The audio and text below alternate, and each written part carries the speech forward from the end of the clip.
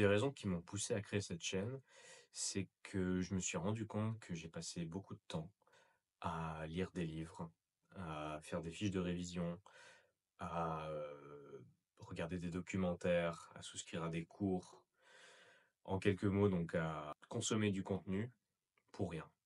J'ai fait cet exercice récemment où j'ai essayé de faire un espèce de bilan de connaissances, où j'ai répertorié toutes les fiches que j'avais accumulées dans ces 10, presque 10-15 dernières années.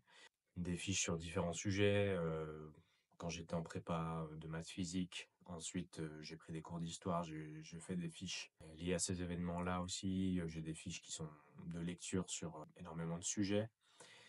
Et je me suis amusé à répertorier tout ça, à voir voilà, ce que j'avais fait pour, le but, c'était vraiment d'avoir une vue globale de tout ça. Et le résultat, le principal résultat de cette espèce de bilan de connaissances, c'est que la plupart de ce que j'ai créé, la plupart de ce que j'ai fiché ne me sert pas, ou en tout cas que j'en ai oublié la plus grande partie. J'ai toujours été un garçon assez curieux, mais je me suis rendu compte avec cet exercice que le fait de se lancer dans de nouveaux apprentissages, de lire des livres, etc., ça pouvait cacher non pas simplement une curiosité, une envie d'apprendre, mais c'était aussi une manière que je m'étais trouvé pour procrastiner. C'est-à-dire, je me suis dit tellement de fois une phrase qui pourrait se résumer par il faut que j'apprenne X avant de commencer Y. Voilà, il faut que j'apprenne, il faut que je me lance dans un cours de data science avant de pouvoir coder, faire un peu de machine learning. Il faut que j'apprenne l'histoire pour pouvoir donner mon avis sur tel ou tel débat. Voilà.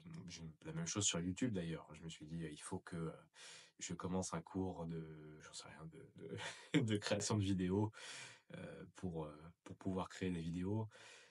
Donc, si vous regardez cette vidéo, je suis sûr que vous pouvez aussi remplir cette phrase. Il faut que j'apprenne X pour pouvoir faire Y. Et donc, apprendre, ça peut très vite devenir une façon de procrastiner. Et de toute façon, quel que soit ce que vous voulez apprendre, je pense que le but final, c'est que ça vous serve à quelque chose, que vous puissiez l'appliquer dans un processus créatif et que ça vous apporte de la joie, de l'épanouissement personnel. Et l'apprentissage seul, à mon avis, ne suffit pas. Et donc, il faut commencer à créer. Alors, comment on s'y prend pour commencer à créer? Eh bien, on s'y prend par petites étapes. Il faut surtout, je vous conseille de vraiment voilà, ne pas brûler les étapes, commencer très simple. Et par exemple, je vous propose de prendre l'engagement suivant. Choisissez d'abord un sujet qui vous passionne. Il faut absolument, si vous vous lancez dans un processus créatif, que le sujet que vous choisissiez vous passionne, vous plaise, parce que vous allez y passer du temps. Et même si au début, vous y allez par étapes, il faut que ce soit intéressant pour vous parce que voilà, ça va vous prendre du temps de cerveau, ça va être compliqué.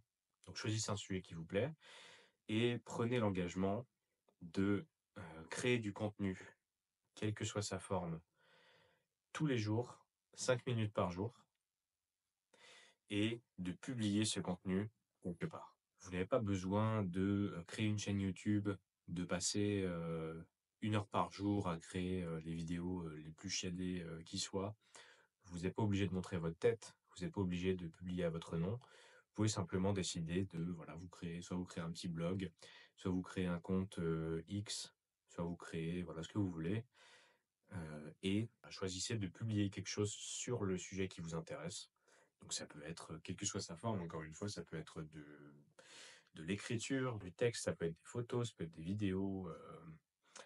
Il n'y a pas de limite là-dessus, mais engagez-vous simplement à choisir votre sujet, créer 5 minutes par jour sur ce sujet et publier. Il faut que ce soit public. Et donc allez au plus simple, ne brûlez pas les étapes et essayez de vous améliorer simplement au cours de ce processus. C'est d'ailleurs, bon, si vous avez remarqué, c'est ce que j'essaye de faire de mon côté. J'ai passé énormément de temps à réfléchir à la meilleure manière de créer des vidéos. La vérité, c'est que quand vous démarrez sur Internet, de toute façon, personne ne vous regardera au début. De toute façon, ça va vous prendre du temps avant d'avoir des abonnés, avant d'avoir des gens qui vous suivent. Et donc, vous pouvez utiliser ce temps pour vous améliorer au cours du processus. Comme je suis en train de faire en ce moment, vous voyez que chaque vidéo, je teste un nouveau setup. J'essaye de trouver des vidéos qui soient les plus naturelles possibles, ou alors j'essaie d'autres formes de contenu. Donc, voilà, essayez de vous engager vraiment vers un processus qui soit le plus expérimental possible et gardez en tête que le mieux est l'ennemi du bien dans ce type d'engagement. Voilà, donc je vous incite fortement à prendre cet engagement de 5 minutes. Et si vous avez décidé de publier sur YouTube, c'est possible, eh bien, écrivez-moi en commentaire ce que vous avez décidé de faire, qu'on se soutienne éventuellement, puisque bon, comme vous, je suis aussi au début de mon processus d'apprentissage et de création. Donc voilà, soutenons-nous les uns les autres. Et quant à moi, bah, je vous retrouve très vite pour une prochaine vidéo. Ciao, ciao.